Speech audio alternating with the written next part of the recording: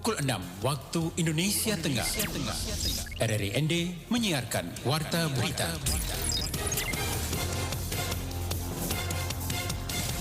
Selamat pagi pendengar, Anda kembali mendengarkan Warta Berita untuk edisi hari ini Jumat 15 Juli 2022.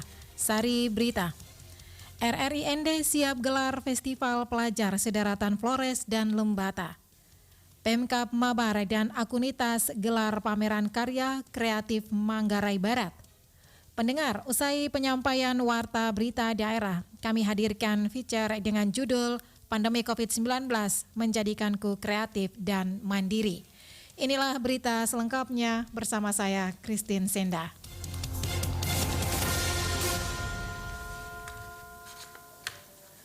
LPP RRI ND akan menyelenggarakan Festival Pelajar Tingkat SMA SMK Sederatan Flores dan Lembata dengan tema Pelajar Indonesia Kreatif, Mandiri dan Bersatu untuk Indonesia Emas. Laporan selengkapnya disampaikan Lady Badin.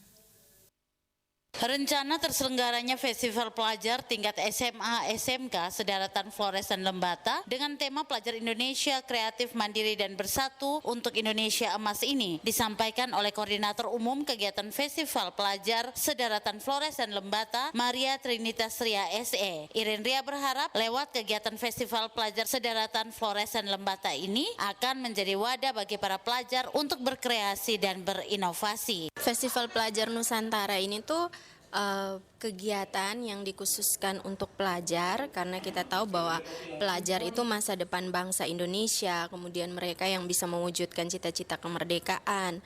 Jadi RRI menyelenggarakan kegiatan ini itu untuk mempersiapkan pelajar-pelajar kita atau generasi muda kita sejak dini untuk memiliki perilaku Pancasila, memiliki rasa cinta tanah air, serta mereka tuh punya jaya juang untuk pantang menyerah terhadap berbagai tantangan yang hadir saat ini. Irin Ria juga menjelaskan bahwa dengan festival pelajar ini akan melibatkan para pelajar dari berbagai sekolah tingkat SMA, SMK di Kota ND dalam kepanitiaan dan RRI mengambil peran sebagai media edukasi. Harapannya agar RRI juga bisa dijadikan sebagai rumah kedua bagi adik-adik pelajar untuk berkreasi dan berprestasi. Untuk eventnya sendiri itu nanti akan dilaksanakan dari tanggal 23 sampai dengan 28 Oktober. Karena namanya saja sudah Festival Pelajar Nusantara, berarti yang kita libatkan adalah para pelajar. Dan untuk RRI ND sendiri karena wilayah cakupan kita Sedaratan Flores, Lembata, jadi kita akan melibatkan partisipasi dari seluruh pelajar Sedaratan Flores. Karena nanti akan ada kegiatan-kegiatan yang nantinya akan kita laksanakan seperti lomba-lomba. Rencananya kita punya lomba broadcasting, nanti itu dibuat dalam bentuk video seperti itu, teman-teman ikut, kemudian nanti dikirimkan kepada panitia. Dan untuk festival pelajar ini sendiri, nanti panitianya itu adalah adik-adik pelajar sendiri, SLTA khususnya, dan nanti akan didampingi oleh teman-teman angkasawan-angkasawati RRI. Irin Ria juga menjelaskan bahwa pada festival pelajar tahun ini direncanakan akan ada berbagai lomba seperti lomba broadcast dan vlog dan juga akan diisi dengan pentas seni dan basar. Dirinya juga berharap partisipasi dari sekolah-sekolah di Flores dan Lembata dalam festival ini agar dapat bermunculan bibit-bibit unggul generasi bangsa di kalangan pelajar Sedaratan Flores dan Lembata. RRI ND Lady Badin melaporkan. Kehadiran pembangkit listrik tenaga surya PLTS di Pulau Mesah, Labuan Bajo, Manggarai Barat bisa dikembangkan menjadi salah satu destinasi wisata baru di wilayah tersebut. Laporan Rosa Dalima. Dampaknya terhadap pariwisata ini menjadi salah satu site wisatawan untuk melihat indahnya ketika dilihat dari laut. Pulau yang berpenghuni 2.000 jiwa lebih ini dengan mata pencaharian warganya 100% adalah nelayan bisa menjadi daya tarik tersendiri bagi wisatawan. Hal ini disampaikan Wakil Direktur Sekolah Pariwisata Mapindo ND Arnold Dewa Jansen kepada RRI ketika dimintai tanggapannya akan kehadiran PLTS di Pulau Mesa dari kacamata pariwisata. Menurut Arnold Jansen, adanya aliran listrik selama 24 jam memberikan berbagai peluang usaha baru di bidang pariwisata seperti hiking ke lokasi PLTS, homestay dengan konsep wisata live-in kampung nelayan, berbagai kuliner olahan hasil laut, dan souvenir dari berbagai biota laut. PLTS Pulau Mesa juga, lanjut Arnold Jansen, dapat diakomodir dalam wisata study tour bagi pelajar maupun mahasiswa yang ingin mempelajari sistem kerja dan pengelolaannya. Namun yang harus menjadi perhatian pemerintah, kata Arnold Jansen, ketersediaan sarana air bersih yang kerap menjadi kendala daerah kepulauan. Sebagai salah satu pelaku pariwisata di bidang pendidikan, dirinya memberikan apresiasi kepada PLN atas inovasi di bidang penyediaan listrik bagi wilayah 3T dan berharap bisa melakukan proyek yang sama di daerah-daerah terpencil lainnya yang belum berlistrik. PLN mau menggunakan PLTS, itu artinya PLN mampu mengambil terobosan yang cemerlang sehingga bisa menjangkau masyarakat di seluruh pelosok negeri ini, khususnya di Pulau Mesa, karena PLTS tidak membutuhkan kabel atau jaringan. Dan ini terobosan yang paling baik. Dengan begitu, destinasi di daerah terpencil bisa dikembangkan, semua aset pariwisata di daerah itu juga bisa diekspor dengan adanya PLTS. Hal senada juga disampaikan manajer PLN Labuan Bajo, Jerry Letik, dengan lokasi pulau yang tidak jauh dari kota Labuan Bajo, serta masuk dalam zona wisata kepulauan, Pulau Mesa bisa dikembangkan menjadi daerah pariwisata baru dengan konsep kearifan lokal. Selama ini, kata Jerry Letik, wisatawan hanya mengitari Pulau Mesak sebelum menuju Pulau Komodo, Padar maupun Pink Beach. RRI Ende, Rosada 5 melaporkan. Kita beralih ke berita lainnya. Upaya meningkatkan kreativitas, inovasi, dan digitalisasi UKM, Pemkab Manggarai Barat bersama Asosiasi Kelompok Usaha Unitas Akunitas menggelar pameran kreatif UMKM lokal Labuan Bajo untuk Indonesia di pelataran kuliner Kampung Ujung Labuan Bajo. Laporan Ferry Soo. G20 ini kan salah satu momen kita dari desa, khususnya masyarakat, untuk bisa menjual produk lokal tapi dimodifikasi lebih bagus. Kegiatan yang berlangsung selama 5 hari mulai tanggal 12 sampai 16 Juli 2022 melibatkan 40 stand usaha mikro, kecil dan menengah UMKM dengan berbagai jenis produk lokal yang sudah siap dipasarkan. Produk-produk yang dipamerkan antara lain kain wastra, pakaian jadi, kerajinan, aneka kopi flores, souvenir hingga kuliner. Pameran karya kreatif yang mengangkat sisi keindahan Labuan Bajo sebagai destinasi wisata super premium dengan tagar UMKM kuat, mabar bangkit, bangsa berdaulat, bertujuan untuk meningkatkan kualitas produk UMKM di Kabupaten Manggarai Barat dengan target pasar nasional dan internasional. Pameran ini juga dilakukan dalam rangka meningkatkan kreativitas, inovasi dan digitalisasi UKM serta mendorong pemulihan ekonomi kreatif pasca pandemi COVID-19. Roni Sumarno, Ketua Pokdarwis Bukit Porong yang memamerkan produk kopi Nalak dan Reebok Bukit Porong, mengatakan dirinya senang bisa mengikuti pameran seperti ini. Roni berharap produk-produk yang dibawa dari desanya bisa laku dan disukai para wisatawan, dan dengan event seperti ini, karya ekonomi kreatif masyarakat lebih berkembang dan pelaku-pelaku UMKM yang ada di desa dapat memiliki kesempatan untuk bertemu dengan pasar baik internasional maupun domestik. Ini luar biasa sih sebenarnya, karena kami sudah jauh-jauh dari desa wisata. Kebetulan desa wisata kita kan 3 jam dari sini. Dan ini memang planning kita dari awal supaya kita dari desa tidak hanya melihat saja event-event yang diselenggarakan di Labuan Bajo, di mana G20 ini kan salah satu momen kita dari desa, khususnya masyarakat, untuk bisa menjual produk lokal tapi dimodifikasi lebih bagus.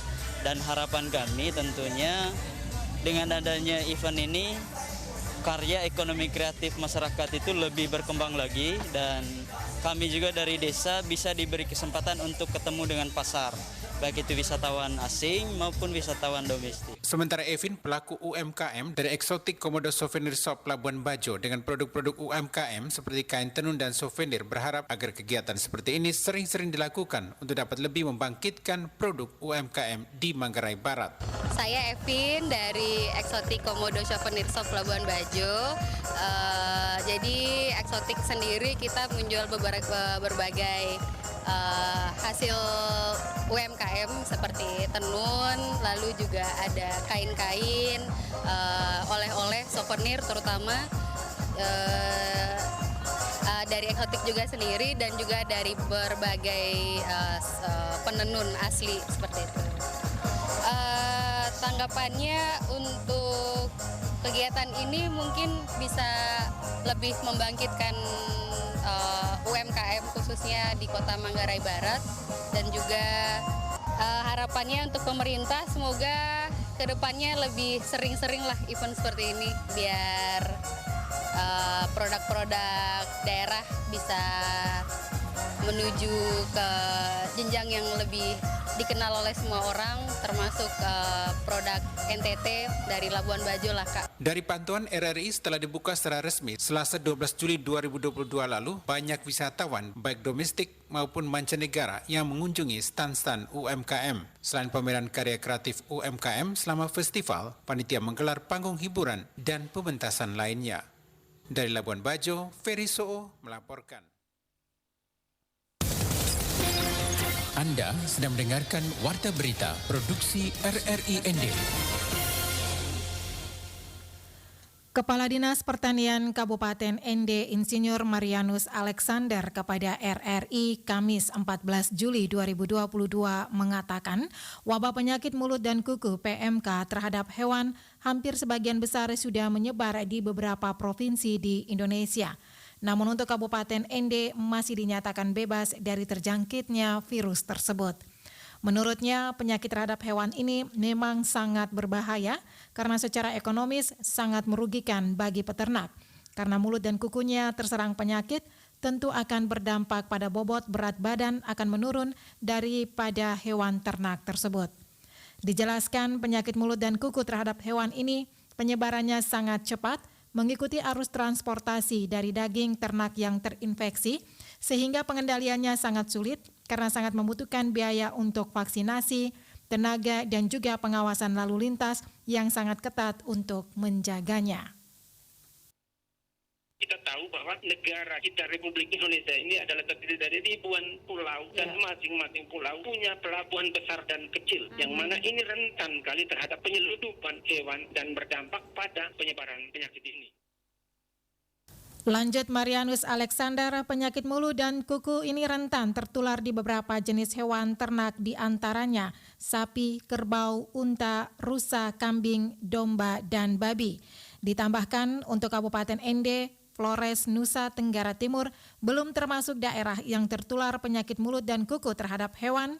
Namun untuk mengantisipasi terjangkitnya virus tersebut, langkah-langkah yang diambil adalah dengan melakukan langkah kuratif, promotif, preventif dengan pengawasan lalu lintas ternak dan juga melarang pasokan ternak dari luar yang terkontaminasi masuk ke daerah. Pemerintah Kabupaten Manggarai Barat, Pemkab Mabar bersama Asosiasi Kelompok Usaha Unitas Akunitas menggelar pameran bertajuk Karya Kreatif Mabar Bangkit 2022 di teras kuliner Kampung Ujung Labuan Bajo, Provinsi Nusa Tenggara Timur yang berlangsung sejak 12 Juli 2022 dan berakhir pada 16 Juli 2022 mendatang. Laporan Veranda Garus. Ketua Asosiasi Kelompok Usaha Unitas Kabupaten Manggarai Barat, Kendi Mayangsari Latubara, Kamis kemarin mengatakan, pameran karya kreatif Mabar Bangkit 2022 ini bertujuan untuk membuka pasar atau sarana promosi bagi pelaku UMKM di Manggarai Barat maupun sekitar wilayah tersebut yang ingin memasarkan produknya. Pameran ini juga dilakukan guna memeriahkan pelaksanaan Sherpa Meeting kedua di Labuan Bajo. Sebanyak 100 UMKM yang tersebar di wilayah Manggarai Barat ikut berpartisipasi dalam pameran tersebut. Produk yang dipamerkan mulai dari produk wastra, kria, hingga kuliner. Dari hasil pantauan pihaknya, bahkan para pelaku mengalami peningkatan pemasukan sejak mengikuti pameran. Tidak hanya itu, para delegasi Sherpa Meeting kedua juga turut hadir dan mencoba produk-produk UMKM. Kan sekarang dalam rangka G20 dan saat ini kan sedang berlangsung Sherpa Meeting. Kita ingin memeriahkan Labuan Bajo. Apalagi Labuan Bajo adalah destinasi pariwisata. Dan saat ini peak season. Jadi tamu-tamu sedang banyak karena lagi musim libur. Mereka harus dapatkan berbagai macam hiburan. Mereka juga bisa melihat secara langsung atau lebih dekat produk-produk yang dihasilkan oleh pelaku UMKM, terutama produk-produk yang bisa dijadikan oleh-oleh. Tapi kita selingi dengan acara-acara yang fungsinya untuk menarik pengunjung. Ada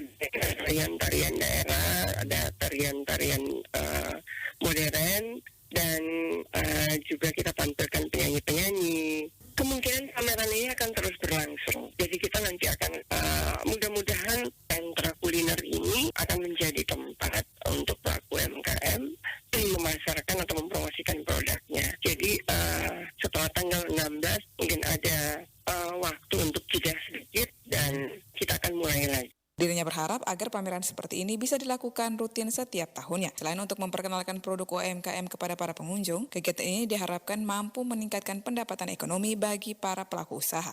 RRI Veranda Garus melaporkan. Pendengar, saat ini kami ajak Anda untuk mengikuti feature ya dengan judul Pandemi COVID-19 Menjadikanku Kreatif dan Mandiri.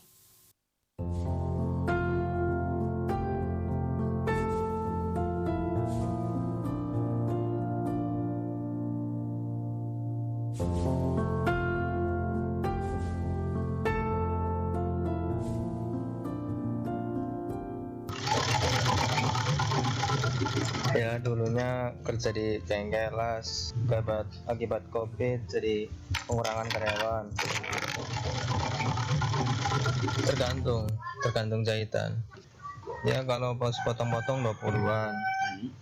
Lumayan dia punya, dilihat dari penghasilan. Itu dirinya, tapi juga mengajak orang lain untuk bisa mengikuti jejak. Beliau sendiri datang. Terbantu.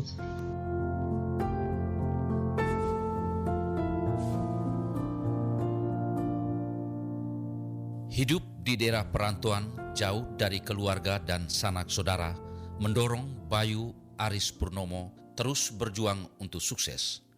Meskipun dengan modal yang pas-pasan, pria asal Brebes, Jawa Tengah ini memberanikan diri membuka usaha jahit keliling menggunakan sepeda motor di Kota Ende. Sejak tahun 2021 lalu, setiap hari Bayu keluar masuk gang maupun lorong kecil dalam area Kota Ende untuk menawarkan jasa jahitnya. Ya, dulunya kerja di bengkel las, akibat COVID jadi sepi, jadi ini pengurangan karyawan. Terus daripada nganggur, mending jahit keliling. Pandemi COVID-19 inilah yang membuat Bayu harus berani keluar dari kampung halamannya untuk merantau ke Ende, kota Pancasila. Berbekal sepeda motor dan mesin jahit, Bayu mencoba mengais keberuntungan lewat skill menjahitnya. Dirinya tak pernah lelah untuk keluar masuk gang, lorong ke lorong, rumah ke rumah warga untuk menawarkan jasa usaha jahit yang membuatnya bisa menghidupinya. Ya, udah 1,5 tahun. Kalau di Ende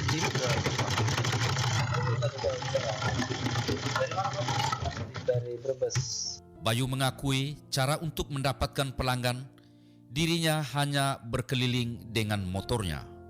Ia mengakui bahwa dari hasil usaha jahit keliling ini, hasil yang diperoleh setiap hari tidak menentu, namun bisa mencapai Rp200.000 dalam sehari. Ya, keliling-keliling, Pak. Kalau ada telepon, saya gitu. Tergantung jahitan. Ya, kalau pas potong-potong 20-an. Sementara itu, salah seorang pelanggan Bayu, warga Kelurahan Potulando, Bapak Petrus Boli, berikan apresiasi atas usaha yang ditekuni Bayu Aris Purnomo ini. Petrus Boli mengungkapkan bahwa usaha Bayu ini bisa jadikan contoh untuk orang lain dalam merintis usaha mandiri. Membantu, kemudian mudah-mudahan dengan kreasi seperti ini mengajak orang muda di sekitar sini punya upaya seperti ini. Yang bisa, Mas lakukan. Ya, bisa mandiri lah. Sangat lumayan dia punya, dilihat dari penghasilan. Itu dirinya, tapi juga mengajak orang lain untuk bisa mengikuti jejak. Beliau sendiri datang. Terbantu. Bayu Aris Purnomo telah membuktikan bahwa pandemi COVID-19 ini tidak membuatnya terpuruk, namun dirinya mampu melihat peluang usaha. Saya Rovinus Fula, RRI Ende, Sampai jumpa.